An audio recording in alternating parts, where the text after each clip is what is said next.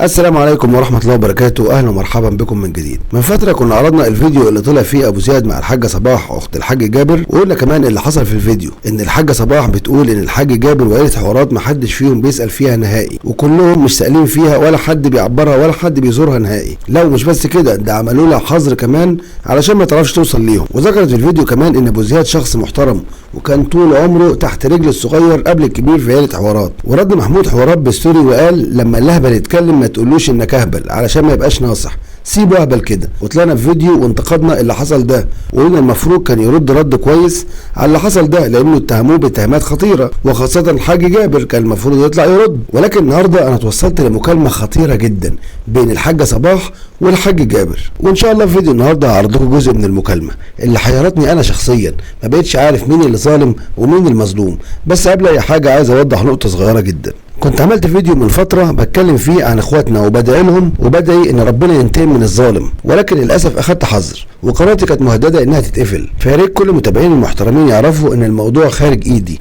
انا كل اللي املكه الدعاء فقط لا غير، ولكن غير كده قناتي مهددة انها تتقفل. ربنا معاهم يا رب، وربنا ينصرهم وينتقم من كل ظالم. نرجع بقى مع بعض المكالمة اللي بين الحاج جابر والحاجة صباح، وده جزء صغير من المكالمة. انا يعني عشمانه فيك يعني.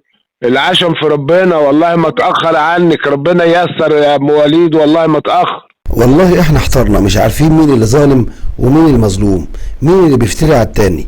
المكالمة دي وضحت حاجة تانية خالص غير اللي احنا تصورناها. كلنا بعد الفيديو الاخير قلنا ان ابو زياد مظلوم وعيلة حوارات هي اللي مش كويسة.